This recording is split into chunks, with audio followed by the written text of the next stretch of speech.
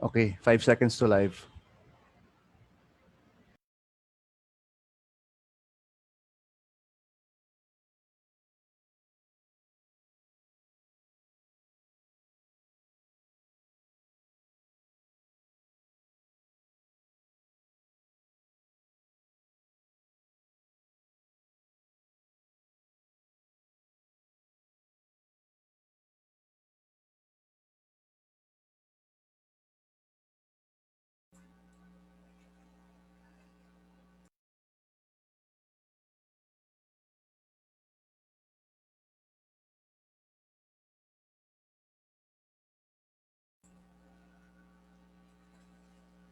Good morning, everyone.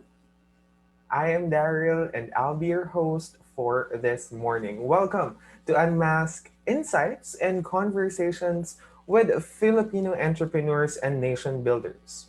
Unmasked is one of the flagship events of the FEU Tech Innovation and Entrepreneurship Directorate to feature successful entrepreneurs and unmask their inspiring journeys to hopefully inspire more people like you to become entrepreneurs. And to give us more about our office, it is my pleasure to introduce the director of the FEU Innovation Center, Mr. Roland Garcia. Good morning, Sir Roland.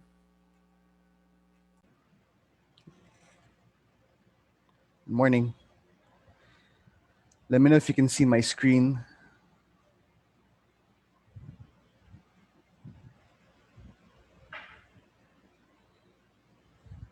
Can you guys see this?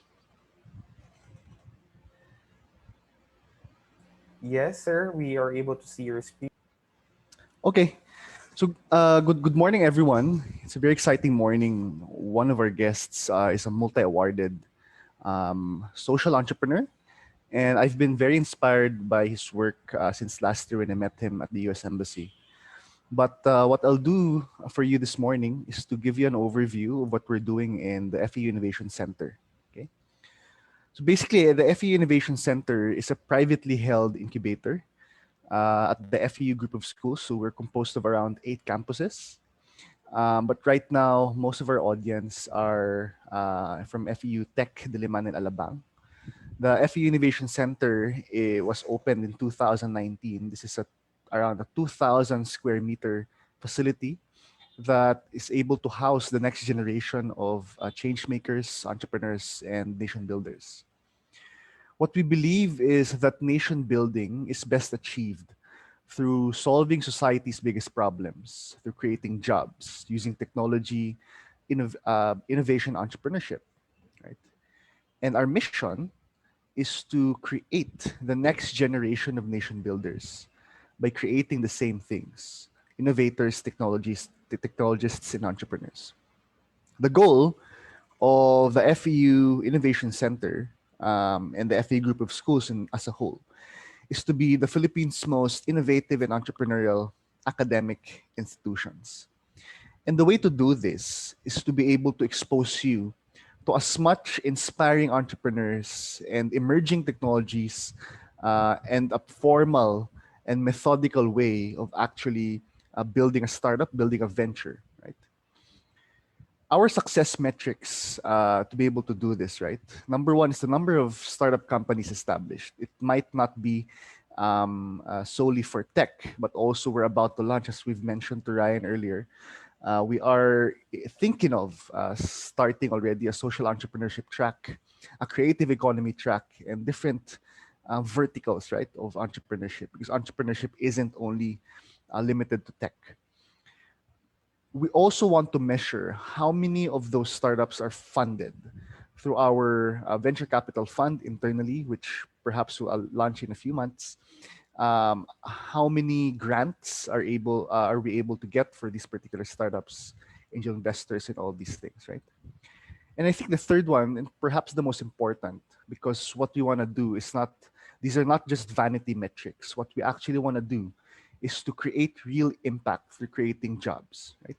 And I think this is one of the main pillars of nation building. And that's why we're here at the FEU Innovation Center. And lastly, because research is under the FEU Innovation and Entrepreneurship Office, we also want to count the number of patents applied for. These are not just researches that is left dusting as a thesis project or a dissertation. The reason why we want to count patents is because we want to commercialize those patents, because it's the best way we know to be able to help create an impact for society. The FEU Innovation Center is the first Philippines' first academe-based venture builder. So this is different from an incubator or an accelerator, which most universities have, right, for the startups. But the venture builder is an organization that internally builds startups, right? The model creates startups from the start, right? And again, as we've mentioned, venture builders are not to be misinterpreted as accelerators or incubators in the traditional venture capital sense. Instead, the focus of venture builders is to leverage the internal capabilities, resources of the university to recruit the team, to co-build the business idea, to find capital, to co-lead these ventures, and to have a proprietary methodology to be able to create new ventures. There are three flagship programs under the FEU Innovation Center. The first one is what our is the event this morning, which is Unmasked. This is inspired by uncovering the stories of successful individuals and the current during the COVID-19 pandemic. The second flagship program is TechX, which is a flagship monthly event talking about emerging technologies such as artificial intelligence, data science, which are so far, these are the topics that we've talked about during our sessions of TechX. And lastly is the Startup Academy. This is the formal, methodical, and systematic program where we venture build within the university. No? So we are not open to non-FEU community startups or ideas and professors. What we do is we leverage the internal capability of the innovation center in the FEU group of schools. No? So to show you a bit of background, right, of the FEU Innovation Center, we are going to show you a video clip that we haven't launched yet. No? So this is the first public launch of that video that we recently created for the Philippine Startup Week, where FEU Innovation Center is going to be featured. Right. So thank you very much. That's all for me this morning.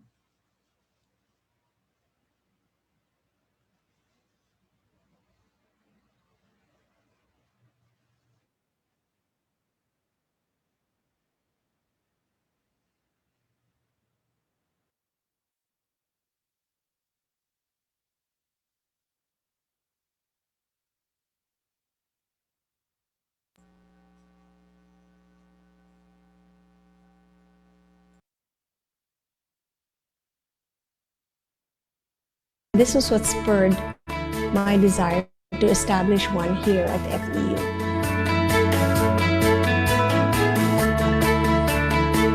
The FEU Innovation Center is the first university-based venture builder in the Philippines. And the goal is to be able to create the next generation of nation builders through innovation, technology, and entrepreneurship.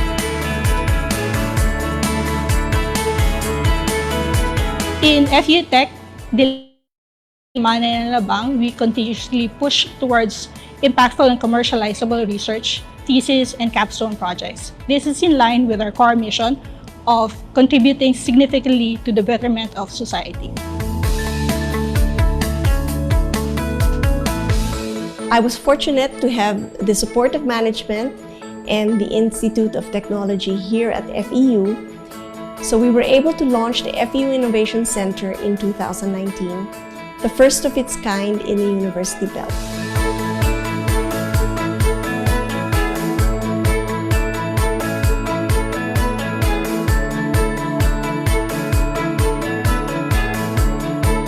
The reason why we set up these programs at the Innovation Center is to be able to co-create the entrepreneurial and startup ecosystem in the Philippines. We do believe that entrepreneurship and innovation is one of the main pillars to create a first world economy for the Philippines.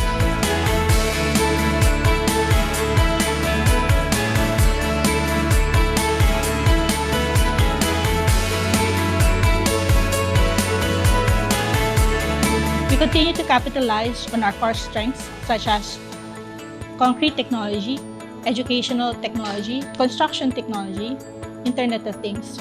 And as we move forward, we will be expanding our capabilities in other emerging technologies such as artificial intelligence.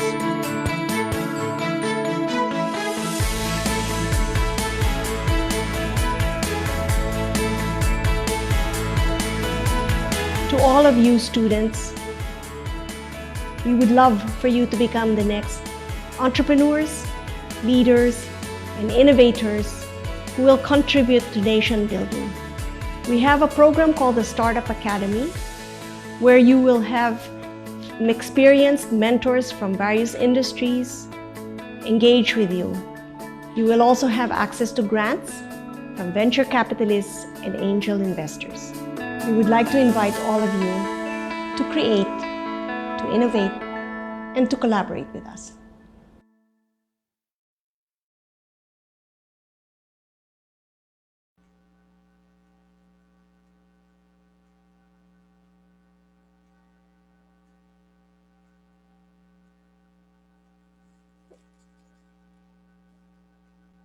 Good morning. While we're fixing the video, I don't know if I am now able, I am now live sa Facebook. I don't know if the video is now on, but yeah, like just a good morning to the more than 100 viewers in a Facebook Live. Again, let's create, innovate, and collaborate. Also, I would like to encourage our attendees to post their questions via chat here on MS Teams or through Facebook Live comment section so we can ask them during the open forum. I know that we are all excited for today, so let me introduce our speaker. Ryan is the founder and president of Virtualahan, a social enterprise that is breaking down employment barriers for persons with disabilities and other disadvantaged groups using the equalizing power of technology. The company was founded after he experienced employment discrimination because of his chronic disease. Ryan is also an Ashoka Fellow and the first Filipino to ever receive the Inspired Leadership Award previously given to Richard Branson and Melinda Gates. He is an emerging leader in the fields of innovative education, diversity and inclusion, impact sourcing, and the future of work. Coming from a humble background in Sultan Kudarat province, he is committed to creating a systematic change through Virtualahan to get people out of poverty using empathy and technology. Let us welcome Mr. Ryan Gervasa, and to moderate our discussion, may I call on screen our Venture Development Incubation Program Coordinator, Ms. Giannina Napo.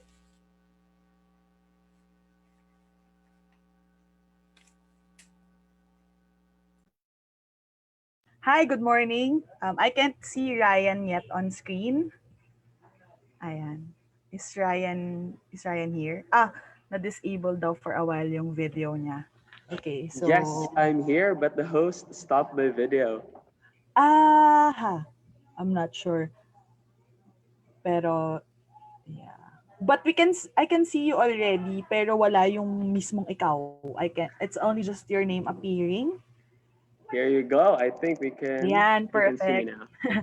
Okay, I'm actually very excited this morning because I'm actually with a co-YC or young leader, no. Very excited kasi especially Ryan is I haven't met you personally yet and we haven't encountered yet from the previous engagements with the US Embassy. But I hear a lot from you. Sikat na sikat ka, especially sa mga young leaders, no? Wow. I know your No brother pressure though. ako. I know si Mark I met previously. So, family of young entrepreneurs talaga. So, as a start, siguro I would like to, while Daryl made some very astonishing introductions about you, but of course, I would like to hear from you firsthand to tell us more about Virtualahan, the platform that you have created, which advocates social inclusion, of course. And at the same time, what's the story behind it? Ano ba yung kumbaga hugot or bakit kailangan bakit mo tinayo or ba't mo create yung Virtualahan, no? So we have more than 100 live viewers on our Facebook page. So I'm sure they are also excited to hear your story as well. So go ahead, Ryan. That's a loaded question, Janina.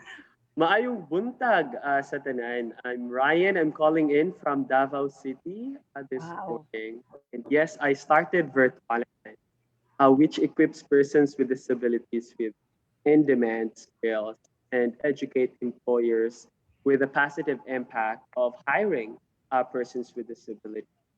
And our mission is to break down employment barriers using the equalizing power of technology and build the future of work that gives no time. And in 2000, I mean, in April of this year, our country experienced the highest unemployment rate recorded in our history. And but this is a reality that have been experienced by persons with disability and other disadvantaged fortune. And my lived experience, growing up in extreme poverty in Sultan Kudarat and um, having experienced employment discrimination firsthand, led me to the clear understanding of the causes of this problem as well as its system. And that is in two specific areas. One is that unemployment of persons with disability and other disadvantaged group in the Philippines is very high because our education system did not prepare these talents at employment. Our program, or I mean, how our education system works now, we have special education, which not all of our public schools have, but it does not have a ladderized program that translates to tertiary education unless you come from a well-off family and can afford college education. And most of our institutions as well, at this point, is not yet accessible. Not yet, because I'm hoping it will be very accessible soon. And with that, so persons with disabilities do not have the skills, the mindset, and the qualifications. In the very first is to qualify for competition. Second is the lack of um, confidence of employers to employ talents with disabilities and other disadvantaged groups, even if they have the willingness and they have the empathy to actually do it. And with this, we started Virtualahan to specifically address these two main root causes using our award-winning and that combines one, digital skills. So we train persons with disabilities and other disadvantaged groups to give you a more overview about the community that we're with. In 2015, we started working with persons with disabilities, and then we've expanded to working with single mothers, to former sex workers, to poverty addicts, persons inside jail, indigenous community as well. And now we are working on partnerships to also bring the solutions homeless populations in the United States, the refugees in Baghdad, and also the Maori community in New Zealand. And what is the common denominator among this community is that it is very difficult for us to find competitive employment because of conditions of former life. And so what we are doing at Virtualahan is we create digital skills training. And since 2015, we have been doing like virtual learning. Um, and our scholars, after completing the selection process, um, goes through an intensive 5 weeks digital skills training focused on digital marketing. And these are skills like graphic design, e-commerce, social media marketing, basic website design and development, as well as data and then after they complete the program, they participate in our dedicated job coaching, where they are being coached in five job areas to assist them in their job application process, from resume building to building their portfolio, their LinkedIn profiles, and then they get to have an internship with big tech giant companies here in the Philippines in partnership with Microsoft in Asia Pacific And then after that, so skills training, and then there's this employment support. They can also start their own business. Our own version of FEU Innovation Center, designed to help persons with disabilities start this as well. So that is our. But what is unique about our program that it's difficult to find in other social enterprises in the world is our integration of the life coaching through our well-being curriculum. We have a resident psychologist at Virtualahan who is also the chairman of the Persons with Disabilities Special Interest Group, the Philippine Association of Psychologists. And we've created a curriculum to help our scholars process their negative experiences, help them embrace their disability and make it part of their. We educate them about why inequality happens, read materials like the pedagogy of the oppressed, and help really them understand the systemic issue that we're. Why it is important? Because many of the programs that I've been part of and I've seen just focuses on the skills training and the employment part, neglecting one of the major reasons why this problem exists, and that is in the psychosocial. And this has proven to be the most effective, most impactful part of the. In return, or like as a result of this, our community, our scholars, that's when they start their own organization, start their own support. Um, they start their own versions of virtual to spin off projects. And we've seen that like our community started a project for recovering addicts for persons inside the jail. Our community started fundraising for the earthquake here in Davao last year to the Taal volcano eruption. And now with a series of typhoons that we've experienced in the Philippines, around 70 to 80% of the donations that we receive from Virtuala and 12 our communities are from our graduates, are from the community itself. And that's when you see and you become confident that you are creating ripple impact there, because the impact that you create to an individual goes to the basic human level, and nobody can take away that from them, and they themselves become changing. I can talk all day, Giannina. You're currently on mute. Actually, I was intently listening to you, no? So I actually made a lot of notes already.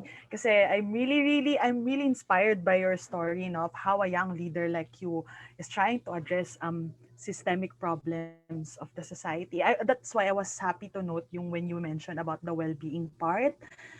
Because when I attended the YCL Summit last year, I also met a YCL fellow from Indonesia who's doing a very similar program like yours. So that's why when you emphasized during your storytelling earlier na most of the other similar institutions or organizations that doing connecting all these our disadvantaged groups and PWDs to possible employment opportunities, they focus more on the skills training, which is not totally naman not, it's not really bad. I mean, it's just that, yun nga, when you said na it's very important to also address the psychosocial part because the problems are really systemic. So, I'm happy to hear that you're bringing all these stakeholders and partners so that you can create that ecosystem that will create an end-to-end opportunity for all these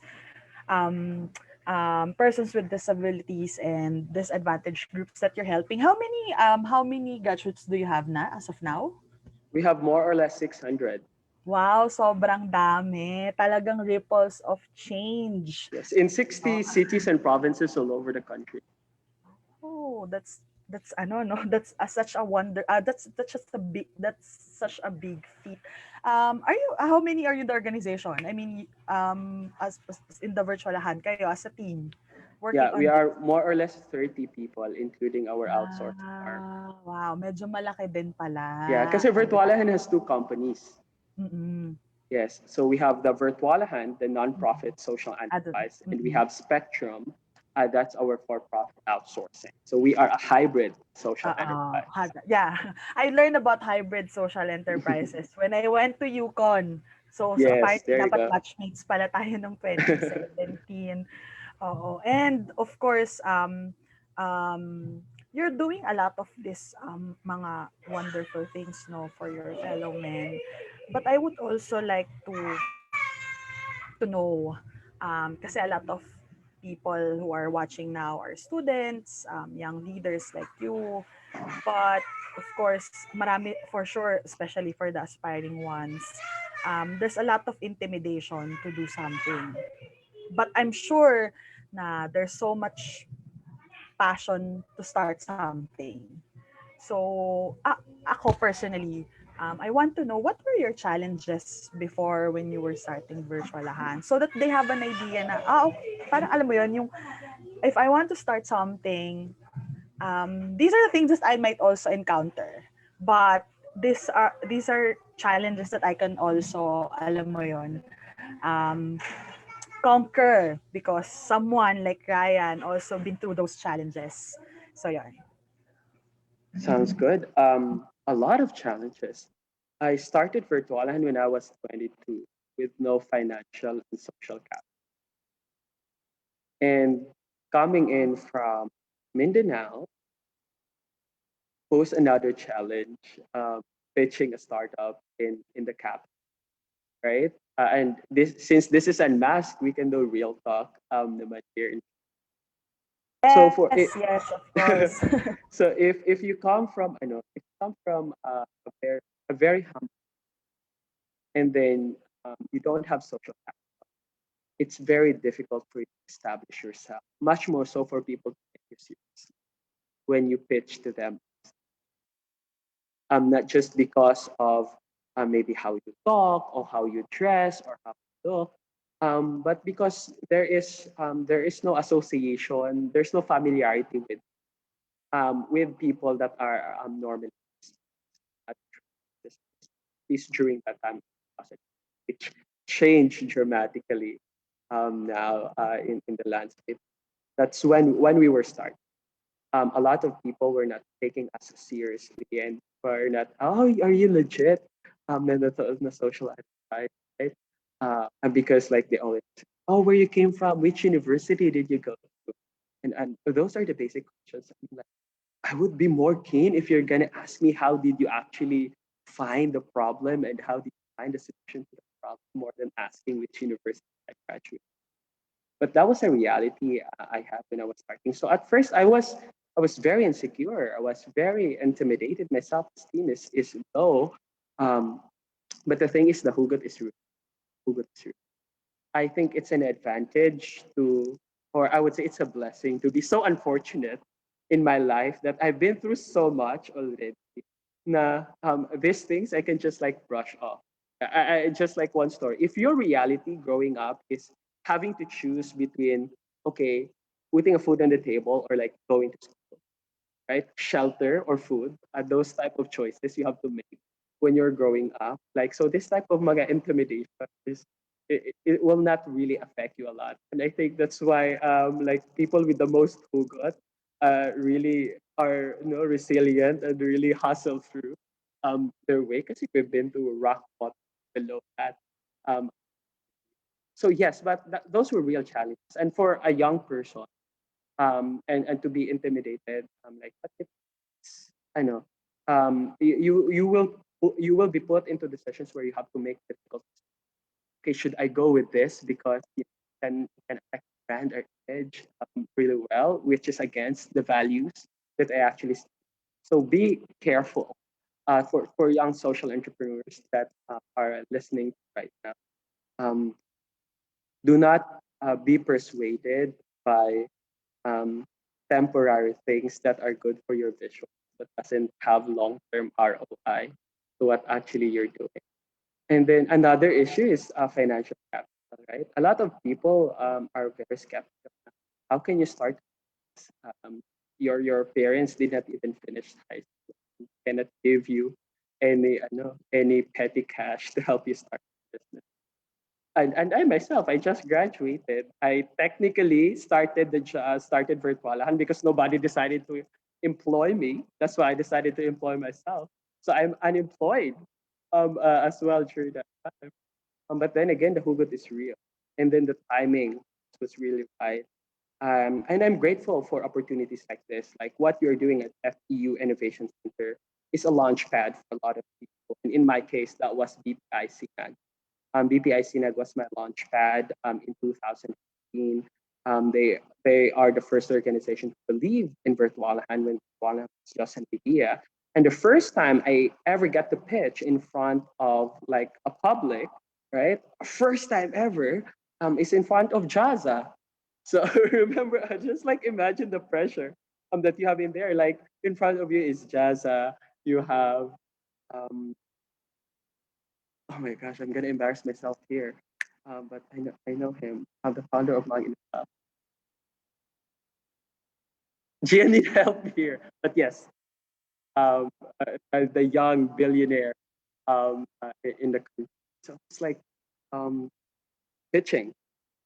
And then, um, but I receive a lot of. So when I was just starting, like it's my friends, it's my peers that actually helped me. It's Fabian Corte of Gawad Kalinga and Flash and Play who helped me refine my first pitch ever together with Asa of Coco. So these are the support system that we all need as young social. And then when Virtualan was finally launched, um, guess what? Virtualan had to do a reset twice. Meaning we went from like zero, we literally got bankrupt, if that's the term that we want to use, although that's not necessarily true. But like we went from zero again, twice in 5 years. One when we lost one of our biggest partners here in Davao, and second when we lost our partner and virtual and like went um, to zero. So you will experience that. And what I've learned from that experience is number one is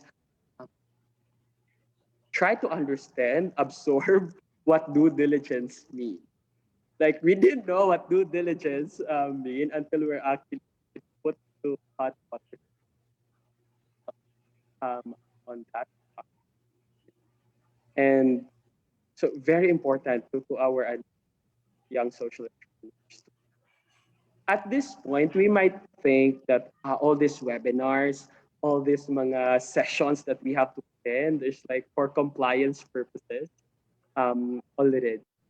But you will appreciate it once you are faced with a problem and you actually have the answer because you actually listened and paid attention to the programs that incubators like you is actually giving. Um, so yeah, Okay. So I'm keeping notes of some few points I want to highlight also, no. But you mentioned about when you were going through a lot when you were starting, pero sabi mo basta clear yung hugot, um it will make you resilient to and go through any challenges that's coming your way or that came your way. So I'm sure a lot of our viewers here are watching the startup K drama. mm, So that it was actually emphasized there na as long as your why is clear, everything else will follow. exactly, So I exactly. I guess you will couldn't agree agree. more. All of us will agree with her, with that character, no? And Mm, at the same time, I want to also also this or mas himayin yung when you mentioned na um I mean you as you're successful right now, but you when you were starting you also happened to be insecure, and at the same time you got intimidated, but you've started, forming that support system, which is I all would also agree that's very, very important, um, regardless in personal life, in business, um, in whatever aspect. So, how were you able to actually, siguro yung question ko would be, how do you actually form that support system? Sino dapat sa tingin mo yung bubuo ng support system na kailangan mo? And Mhm. paano ka nag-reach out to them? So, kasi a lot of yun nga, I was also moderating our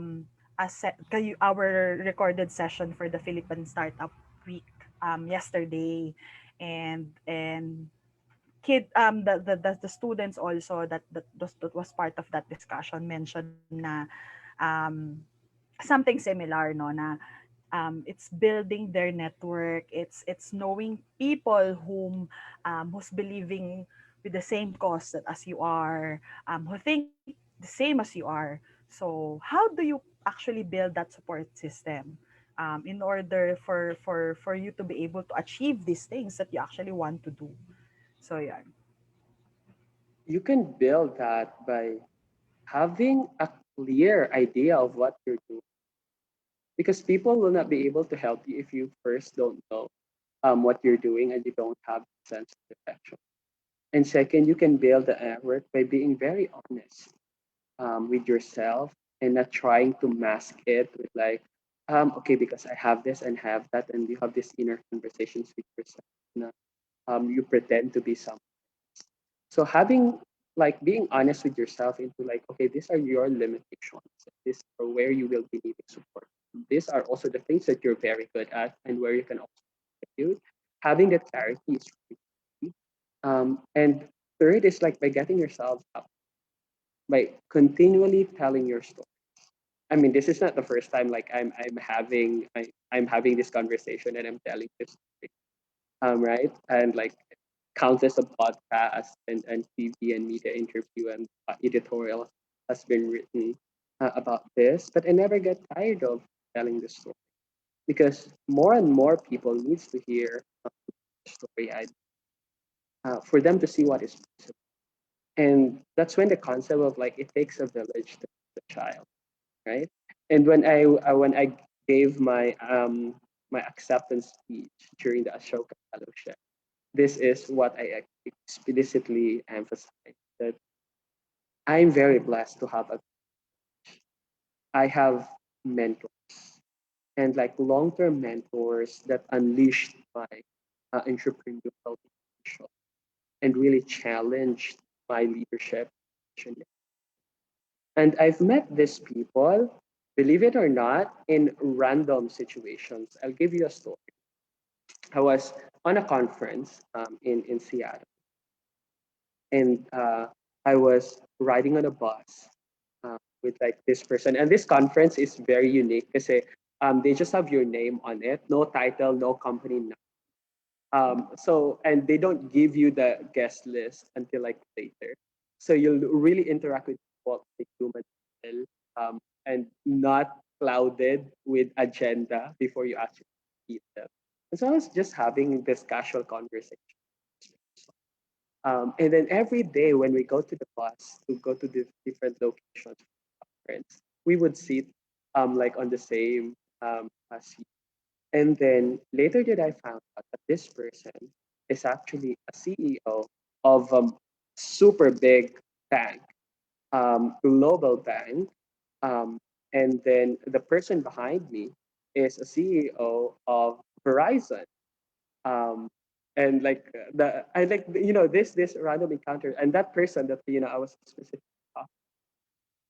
before the conference ended, he actually pitched my story like a lot more people and like he came to me before the end of conference like what, Ryan, um I can now summarize the lab story in 30 seconds. Let me give you a demo. And like he did that. And then there's like a lot of people like listening to him. So I don't even know my story because you have this champion to believe that you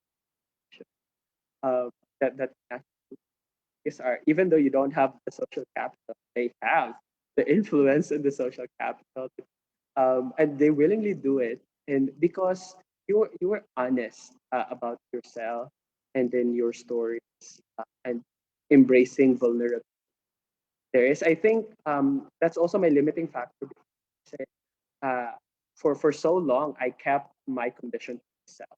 I kept that to myself for 7 years, not even my family knows about. Right? And like when people ask me, why did you start Virtualahan? I would say a different answer. Also still an honest answer that like when I was doing my internship in the hospital, I've seen a lot of persons with disability actually lost job opportunity kasi ako yung taga-test sa lab when they do their medical, if they actually pass or fail their medical, right? And you see the dreams crushing in front of you na like I am just a mother who wants to make ends meet for my son, and I can do that by being an OW, and now I'm denied because I tested positive to this. So that is still a hugot that I have, but I wasn't really honest like I myself experienced. Kasi sobrang and I've forgiven myself. Kasi like the experience I've been through is not easy. So I also realized to be gentle about myself in that. So it takes a lot of courage to really face those mga adversities that you experience and to even share that to others. Because to me, my condition and my incurable disease is very private to me for so long. But when I started to actually be comfortable with it and embrace it and like inspire other people that they can do the same, that's when it opened doors for me. Is on the men. And that's the beauty of being a young person as well. The beauty of a young person is like people can forgive you with your naive decisions and are really willing to guide you and coach you, especially experienced ones. And these are people who are looking for more meaning and purpose and to ripple their impact as well. And through you, they can actually I like, think you're cutting through. hello,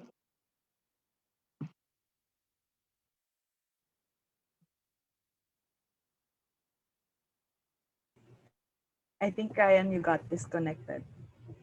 I Ayan. did I Hello. get did I Or was I I'm not sure. disconnected? I think it's my internet, but you're a bit choppy with your last Okay. statements. Yeah. If you could just quickly repeat it lang. Oo. Sayang, baka hindi ma-capture ng ating viewers. Yeah, I was just saying that the if you're vulnerable and honest and then you have this clear direction, a lot of mentors are looking for young people they can have ripple impact and are really willing to invest in you. I'm blessed to have that. Like one of my mentors, I do CEO training with him and stay in his house in Munich, in Germany, and really observe him how he does angel investing, how he handles meetings. And even though I don't have an MBA or a master's to this or a master's to that, I'm getting so much more education learning from this. So that is for the for the mentor. Am I still choppy?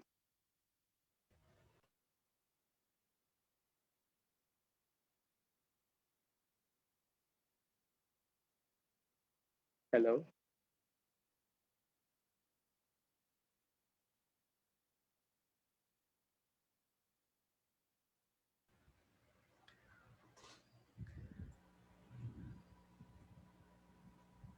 Hey Rollins, good to see you. Yeah, I think it's Janina's internet. Okay. Actually, I have a few questions myself while Janina is fixing her Mhm. internet. Um, so in your journey, um, what is your number one sort of lesson or things that you want to say to aspiring social entrepreneurs? Um, and why social entrepreneurship versus other forms of entrepreneurship? And I think Janina is back on screen, but Yeah, this is sorry, I got a personal disconnected. question. Yeah, Mm. Yeah, go so I ahead. asked Yeah, Ryan a question, so maybe he could answer. Yeah, yeah, go ahead. sounds good. I think number one that I would advise aspiring into particularly social is that when you work with vulnerable communities, you are touching on some truth, which basically what makes them human. And you cannot mess with that. You cannot go into a community and say, I will help you in breaking down employment barriers, and then suddenly realize the problem is too big for you to solve, and then back out and say, "Oh, I would just go climate change. Oh, I would go to gender equality instead. I have so many options. There are 17 in the sustainable development goals that I can choose from." Right? Mm. That is a trap. That is a trap. And I do not criticize people who are that, because again, different context and different realities. Yeah. But in my case, I have that full understanding of it, and I know what will be the consequences of like if I don't do something about it, and it will continue to exist if we do not revolutionize the system. And I think that the straight answer to your question into why social inclusion, this is the best model that there is for me to create the most impact while not being dependent on people's donations, actually, Yeah. right? And at the same time, by starting Virtualahan, it is actually solving the problem I personally experienced and still continue to experience. So I'm also very involved. I'm Virtualahan's beneficiary myself. And Virtualan has also become my safe space to actually heal from the impact of extreme poverty and other inequalities I've experienced. Okay. Yeah, I think what during your answers this morning, I was very inspired, right? Um, and again, as I've mentioned earlier, I have been inspired since the day I've met you in the U.S. Embassy during our pre-departure orientation. And actually, just for the some of our audience might not know what social entrepreneurship is, right? So, what is social entrepreneurship, and what is the difference between social entrepreneurship and other forms of entrepreneurship? And you've mentioned earlier that this is the best model, right? Or one of the best models to create lasting impact. No? So, what for you? What is social entrepreneurship? Okay, we can think about social entrepreneurship in this analogy. Say, see, NGO, which is the traditional foundations, charities, and Yeah. nonprofit support, and see, traditional business. They've met and nagkasundo sila, and they actually like each other, and they decided to. But Mm-hmm. this time, they gave birth to to a child, and that child have both the experience of being working on the field in the community and understanding their realities, and at the same time have the business acumen, right, on how to actually like do this Yeah. sustainably using a business. That child is social entrepreneur. Mm. So it's solving a social issue using a sustainable business, and Right. your focus is impact. Mm-hmm. There are a lot of you mentioned earlier that there are a lot of social entrepreneurs who sort of abandon their communities, right? Mhm. And I think this is because social entrepreneurship is now being such a for me it's a widely used concept or title for a specific person, right? But a lot of people don't really know what it means, Mhm. right? Um, and they use it really loosely, right? So much so that it becomes an ego gratifying title, right? So I wanted to ask, right? And even in tech entrepreneurship, matawag silang founder, CEO, whatever. Basta lang may ganon, right? So, and you mentioned earlier that who suffers is not the founder, but the community, right?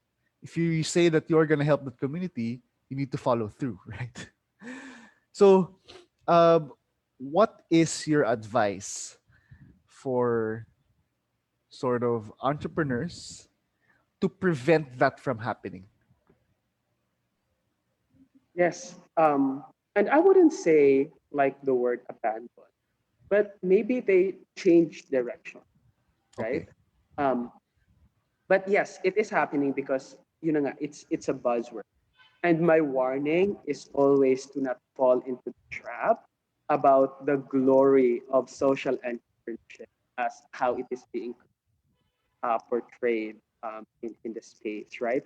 There is a term that we also normally use to do that, and that is hero entrepreneurship, right? Uh-huh. And like social entrepreneurs are not heroes, and we do not glorify hero. And to be honest, as social entrepreneurship is servant leadership at its core, minus the political financing, but as well as like the political agenda. Yeah. It's the community that, and that's why it's very important that you have full understanding on a systemic level about the problem that you want to solve for your community, for yourself, and how it actually relates to you as a person. And I like your approach at FEU Innovations that you try to unleash that within the person, like their why, like why they want it. Because sometimes, yan yung hindi naluluto eh. Not Yeah. like you think you have already your why because you've successfully created your mission, your vision, your goals. As long as you're done with your BMG statement, you thought you already have that third aligned. But I would encourage and invite all aspiring to spend a lot of time having that internal alignment between the problem that you identified and your personal goals Yeah. and aspirations, Yeah. and dig deeper on a systemic level into like Yeah. why this problem exists in the very first, why it continues to exist, and what will happen if you don't solve or help solve at the. So with that clear understanding, um, again, the rest will just follow. Yeah. Yeah. I heard from VCs and from a lot of angel investors that the best founders are the ones who has a very deep why, and usually from their personal why, a problem that they themselves experience, because it's that depth is what will push them when push comes to shove, right? When adversity hits. Um, However, here's the thing: there are a lot of aspiring entrepreneurs who don't have that, or who haven't found their why. Right? They might not be as not in terms of their experience in having social issues such as poverty, that they haven't gone through that. Right? Um, how can young founders or aspiring founders find their why? Very profound question, Roland. And I'm just a disclaimer. I'm no expert on this, but I can speak from the personal how I found my purpose, my why, and it's not actually by chasing it. Most of the time, we stick to into like, what do you want to be when you grow up? Type of Yeah. question, right? So like, what kind of like what the questions we ask ourselves? What kind of like obituary do you want? What Mhm. kind of like things in your lapida like people will remember you for? But I took a different, and in my case, I asked my questions: what are things that I am not comfortable? Um, and what are those things that actually makes me frustrated, makes me angry, and um, makes me explode, Mhm. right? And understanding into like what the things that I do not personally like even led me to co-create even a bigger vision for Virtualahan. Yeah. And it did not limit me into my personal experience. because our vision when we started to our vision now drastically changed as well. Right? Like when we're starting, my focus is just to help people with chronic illness and disability get employment. It has nothing to do with recovering drug addicts. It has nothing to do with former sex workers. Mm. But because I know that this problem is a similar problem that exists, and I refuse to settle on the fact that's like, if for recovering drug addicts, for example, the narrative is like, why do you need to help them? It's like they put it in themselves, Yeah. right? So it's coming from that school of thought. But my school of thought is like, if you understand addiction as a disease, Yeah. right? And as a medical professional, I have that full understanding. And if you have a person, a family member, or someone close to you who has gone through that experience and you have empathized with them, that reality will change for you as well. And that is similar to many other disadvantaged communities. Yeah. Yeah. So, no, you don't have to be a recovering drug addict to serve a recovering drug addict. I'm not a former sex worker myself, yet I serve them. But what I have is a clear and full understanding of the realities that we experience on system. Yeah. Yeah. Awesome. Awesome. Okay, I think Janina is okay. Are you okay, Janina? Yes, yes. I'm actually Ayan.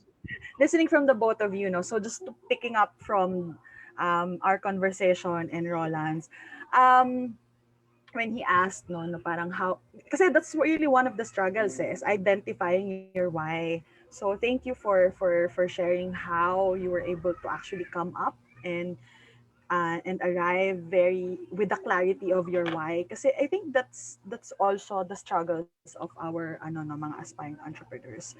So it's basically um identifying what's making them uncomfortable, identifying that pain point, but most importantly, the refusal to actually settle um, into just like identifying those pain points, but actually stepping up to solving those problems.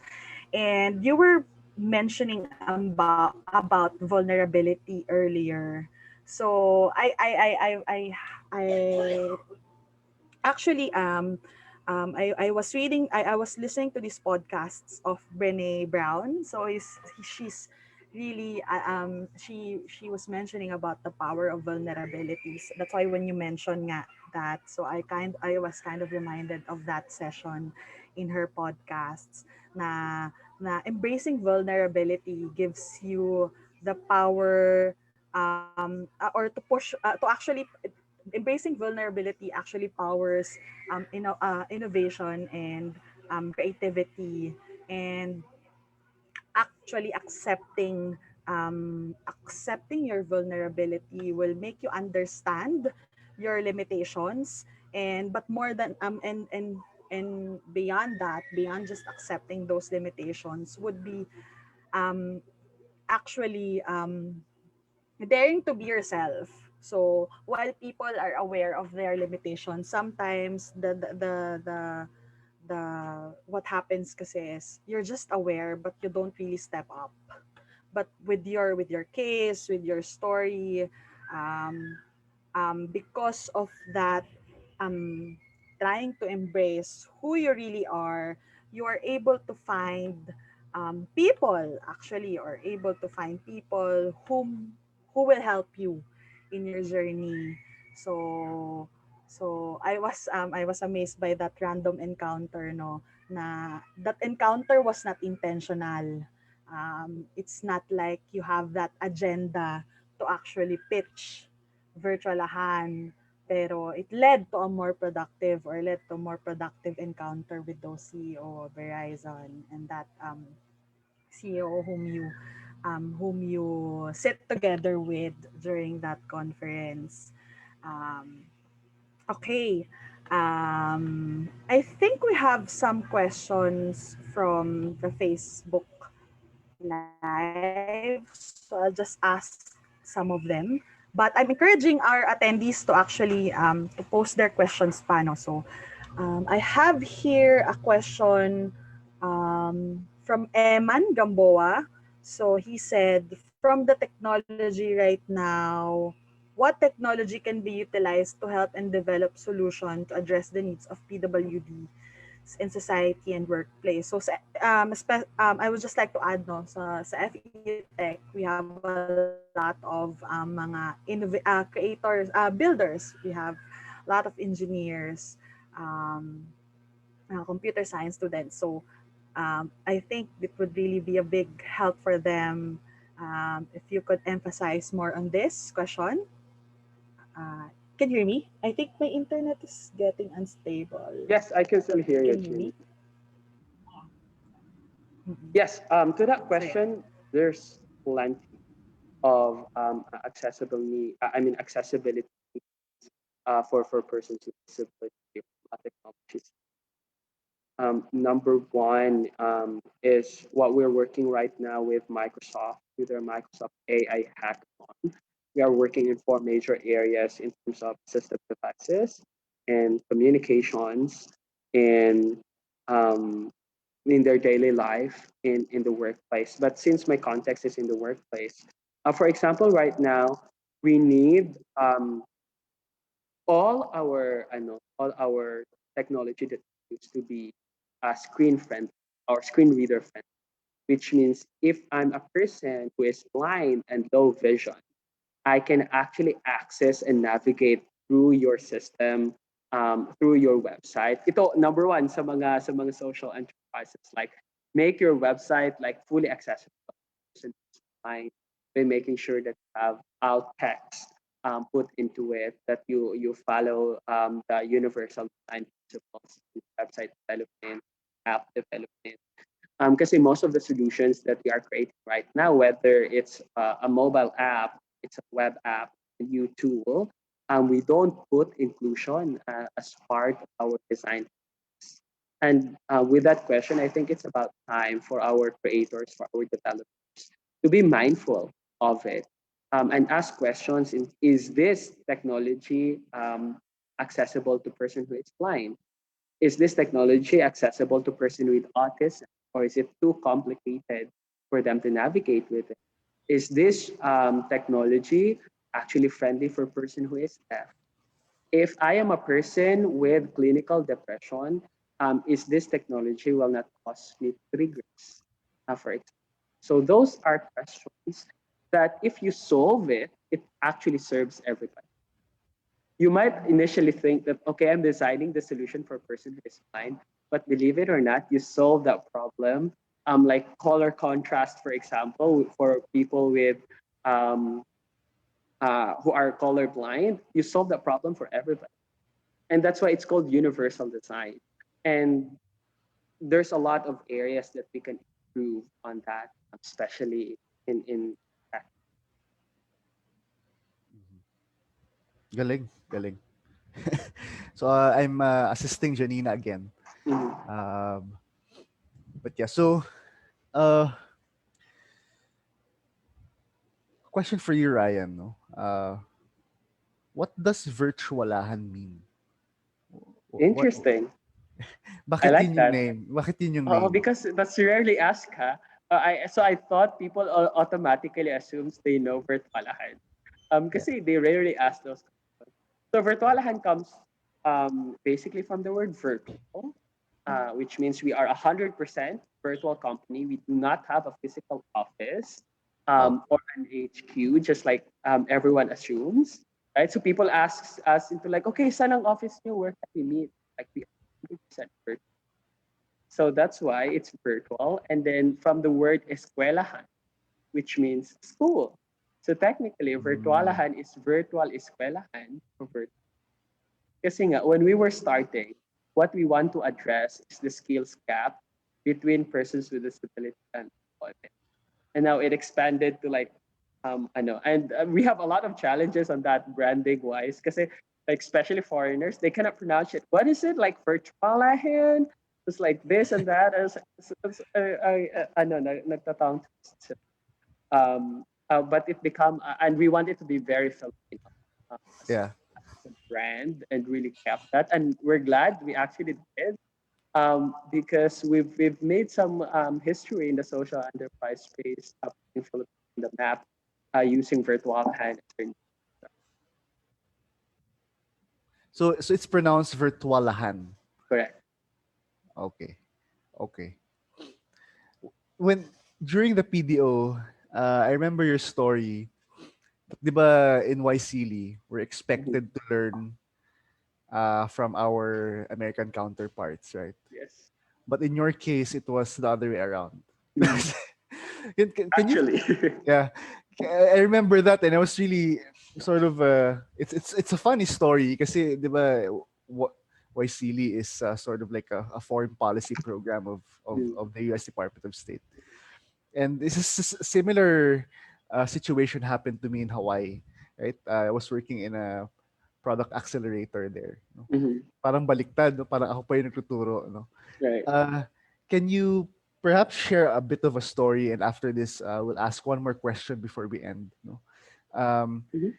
can you share that story when you went to the U.S., right, and perhaps some other part of the globe? I'm sure you've been all over the world because of this, because of your core company. Mhm. Um, a good story, perhaps a funny one, any type of story that strikes your mind that perhaps lifts the Filipino spirit, like Mhm. that you're a global citizen, right? And all these things. Yeah. No? So, yeah. Any story that comes in mind, YCL stories, perhaps you can share that as well. Yeah, totally. Let's start with YCA. In 30 years ago, the United States passed the American Disability Act, which is the strongest policy that protects the rights of persons with disability. And with that, they've created supported employment for persons with disability, Yeah, which means if you are a person with disability, you can go to an agency and that agency will look or create jobs for you in specific offices. But yeah, normally, these are jobs that is typical to persons with disability, also here in the either as a utility staff or a barista in a cafe, in a fast food chain. yeah, And then when I introduced to them that, like, yes, persons with disabilities can become developers, can become graphic designers, can become like e-commerce specialists as well, and really work on competitive high-level work. And they got really interested. So while I was learning how the American system for employment of persons with disability actually works, I was teaching them about how 21st century should and how can they future proof the current program that they have and restore more dignity back to persons with disability. We revamped their website, for example, because their website is like 1990, and then we help co-design like their process and how they're actually doing, and make them see what is more possible beyond the silos that they were already doing in there. And until today, like to be honest, 2 days ago we actually had a conversation with them because they want to bring Virtualahan to the United States and franchise it mhm. through their company, right? Wow, So and that's when again we're very proud na like a third world solution can actually yeah, solve a first world problem, yeah, right? And sharing our brand as well is something that we're very proud of. And talking about this inspiring stories, I think we need more positive and inspiring stories right now, especially that we're in the midst of like series of crises, one after another. Virtualahan, for example, just this year, um, believe it or not, um, I arrived in the Philippines, especially in Davao, 4 hours before the lockdown. 4 hours wow, before the wow, lockdown, 8 p.m. And then lockdown is implemented like 12 a.m. Because I came from Vienna, where Virtualan was awarded as the yeah, first Filipino company to win the World Summit Awards Global Champion for using technology in uh, creating positive change in our contribution to the United Nations. Um, and that is a validation that we might be a third world. Like people might not look up to us as a Silicon Valley yeah, of this, but we have a homegrown social enterprise that actually beats hundreds of solutions from 118 countries Yeah. all over the world. That is a tech social enterprise in Yeah. that regard, and was awarded as a global champion Yeah. for really pioneering such program. And I think that is cementing ourselves into the global community of innovate. Yeah. That yes, there is Philippines here on the map, and that is happening again Yeah. because Cisco and Global Citizen Yeah. is hosting the Cisco Youth Leadership, Yeah. and this are they're bringing the brightest and the brightest of the world who are using technology to create impact at the global scale. And Virtualahan is like the first Filipino company to enter into the top three finalists as Yeah. well. And the winner of this, out of three, they will select one winner to receive $250,000 dollars from Cisco and Global Citizen. And How that how is how can we help you win that, Ryan? and that is amazing though, because like one judge in like their judging panel is like a public vote. It is equivalent to like one judge's point into the entire selection process. And so they released a public vote just last night at 10:30 in the evening. That's when they publicly announced the top three finalists. And the voting is open to vote for Virtualahan and to help us make history again as the first Filipino company to go out there and win the Cisco Youth Leadership Award. But Yeah. most importantly, to help us scale our impact. And tune in to NBC on December 19. So the awarding will be streamed in major US television, and it Nice. will be hosted by John Legend. So if Wow. you vote, you also have a chance to actually be in an exclusive watch party with John Legend and Ayan. other mga personalities. Sige. Janina, let's help Ryan win this Yes, voting Yes, through for the the FAU vote. community. Yeah. Sige. So we're encouraging our FU community to actually vote for Ryan for Virtualahan to be part of the first Filipino company to be part of the Cisco Global Youth Yeah. Leadership Award. So Send us ayan no. the yes. Pero from the what I'm voting link. yeah, yeah, I actually got the link na from Ryan, so we'll post that on the Facebook comment section para people can just easily access the link and vote. So ayun. Tawag dito. Before we actually wrap up, there's an just question from our from Dr. an Nera. attendee, no? I think Dr. Nera, so one of the FEU Tech Yeah. Deans. So sabi niya, we have a lot of projects, project studies or thesis projects for deaf, mute, blind, and persons with disability. Can you advise us how to commercialize these projects or how these projects can materialize to help PWD? So just a background, we also had a previous speaker from a session, I think 2 weeks ago, um, Dr. Mike. Dr. Mike. So he's one of the leading dermatological surgeons in the country. So we're also forging a possible partnership with him because we have a lot of these technologies also by the students.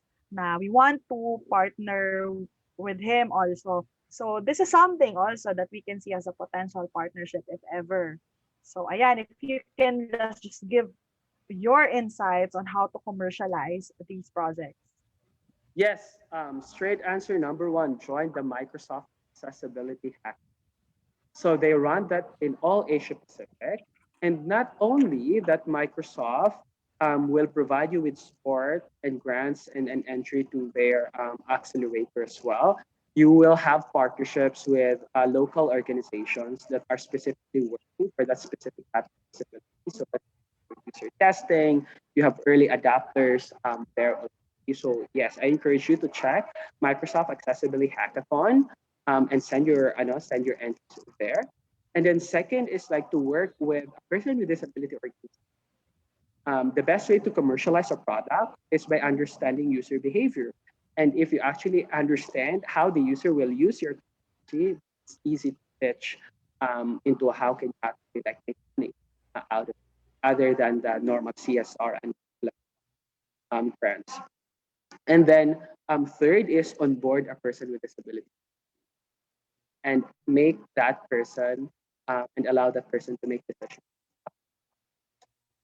to to the patient entire solution. And I'm confident that you're gonna achieve the commercial viability milestone. And thank you very much. On that note pala, Ryan, we do have a Magna Carta for PWD, right?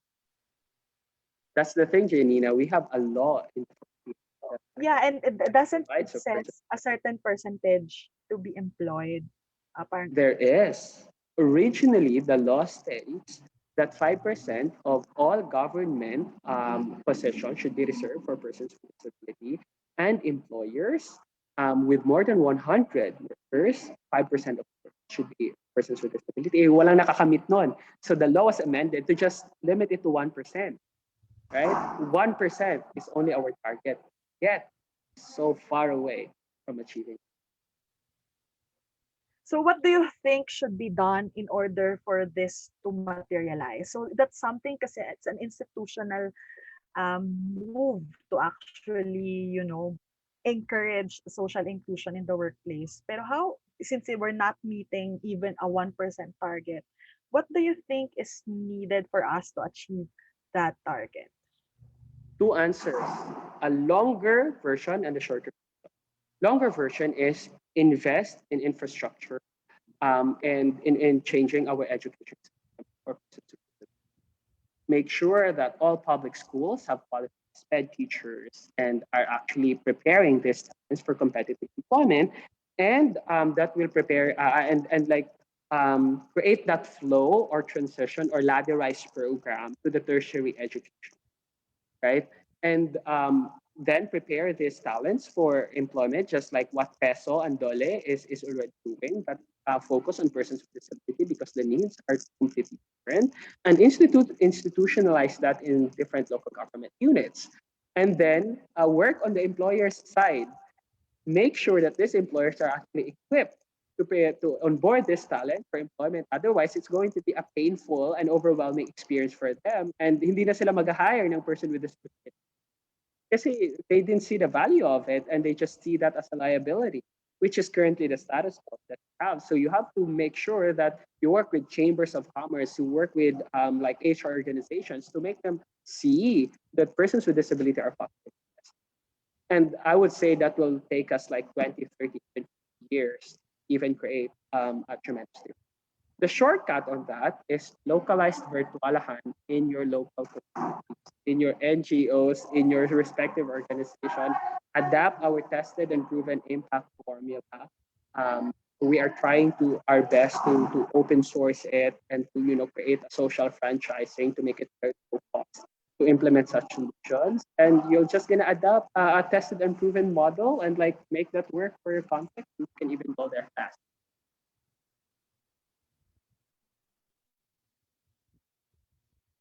So yeah, aside from the longer solution, so there's a short term that you actually have prepared. So you have a tested framework already. So we encourage our LGUs to actually consider looking at this tested framework of Virtualahan so that in order for us to actually encourage social inclusion at the grassroots level and ensuring that no one will be left behind. So yon. Thank you, Ryan. Siguro for our last question, that would be we have our viewers are still at 100 plus, so hindi sila bumibitaw. So I'm very happy. I'm sure they're very inspired from your story. What would be like your parang final words of advice for aspiring entrepreneurs, for young leaders who are contemplating of going into this space? And siguro i-marry na natin siya dun sa question na why do you think is youth entrepreneurship is very important? Why do you think should young our students should consider entrepreneurship as an option apart from really being employed with big corporations. And I think that's it. I'm sure you will be able to say a lot of things pa. Janina, and to everyone listening, um, our generation has learned so much from the success as well as the mistakes of our previous generation. And that made us like aware. People are making fun of the term woke, but we are really an awakened generation. And that made us very socially conscious and mindful and critical thinkers. What's most important, problem solving. But also, we are the last generation on the front line towards like this big catastrophe if we don't do something about it. So, number one, feel that sense of urgency. And second, feel that confidence that a lot of people are actually um, believe in you. Feel that pressure because a lot of things are actually at the mercy of your decision and your action. Then do something. And I hope that my personal experience, um, and I haven't detailed it, but growing up in Sultan Kudarat, in one of the most poorest provinces, being the youngest of 10 in my family, and my parents not being able to finish high school, and my impossible growing up is getting a new pair of slippers, to reaching global stage, speaking, like debating at the United Nations, speaking at the G20, the Youth 20 Summit, being part of the World Economic Forum on the first disability agenda in there, and like receiving this recognition and validation. So may this inspire you to see what is, and may this challenge you to check on your current realities right now, the available resources you have, that maybe you can actually do more and that you can actually be more, and trust that people like me will be there to support, will do our best to champion you and your work, because we are the village that our community needs, and we are the village that our planet currently needs right now. And we believe in you. Thank you so much, Ryan. Those are very, very inspiring words. I'm sure a lot of our students learned a lot this morning. I'm sure we also have a lot of viewers even outside FEU listening to you right now. And of course, thank you for actually spending time with us. You have been a global speaker, conducting all these global conferences, and spending time with our humble office now just to amplify and share your story in hope that we also yun nga encourage more people to also do more because they're actually capable of doing more. So there are a lot of young leaders out there. Ayan. To Yes, officially close this daghang event. salamat din, Chianina and the FEU Yes. Innovation Center. I always believe in the power of entrepreneurship in university. And that's why I always do my best to free my schedule one, especially when it is university based, because I did not have that when I went to college myself, and just and this is the breeding ground for most of our makers, and I'm grateful for the work that you do. So to your office, Roland, and to everyone on your team. Yes, we remain steadfast on that commitment to be a launch pad and to be creating opportunities for young people. So very consistent with what you're doing of nation building by being a social entrepreneur yourself. So that's why Roland was mentioning earlier that um, next year we are already finalizing the details for the social entrepreneurship track that we're doing for the FE Innovation Center. So we hope to be able to get you again to mentor, to possibly mentor these young people and create more social entrepreneurs in the country. So ayan, I will turn over the floor now to our host, Mr. Daryl David. And again, maraming salamat, Ryan. So we will post, we will help you promote that so that you will win that Cisco award. So ayan, thank you. Daryl? Hello, Miss G. Thank you very much, Miss G, Sir Ryan, and Sir Roland, and also to our viewers here in Facebook. Siguro isa lang din ako sa makakapagsabi that what made this make me feel is really we are so much more than what we think we are. This provision of an equitable platform through Virtualahan really made a platform para sa ating mga brothers and sisters na PWD.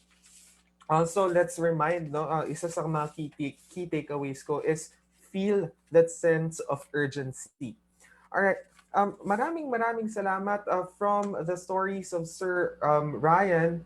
We heard and learned things we don't normally learn in school, but here in FEU Tech, we are creating programs that would help our students learn these entrepreneurial skills and life skills. This is when you should pursue entrepreneurship or accelerate you to top management positions should you find yourself in the corporate world.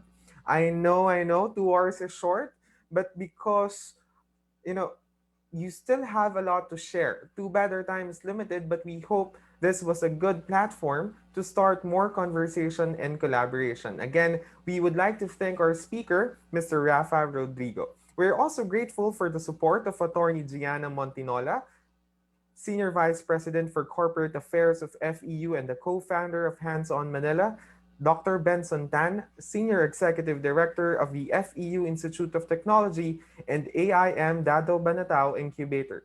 We would also like to thank everyone who attended this session. This will be regularly done every third Wednesday of the month. We encourage everyone to follow us on our official Facebook page for event announcements and updates. That's at FEU Innovation Center, and that is FEUINNOVATIONCENTER. And please drop us an email at innovate@fit.edu.ph. Let me also please remind everyone to please complete our post-event survey to claim your digital certificate. Again, it has been an inspiring day. See you in our next event, TechX, happening on December 2. Again, thank you very much and may we all have a good day. Maraming salamat po.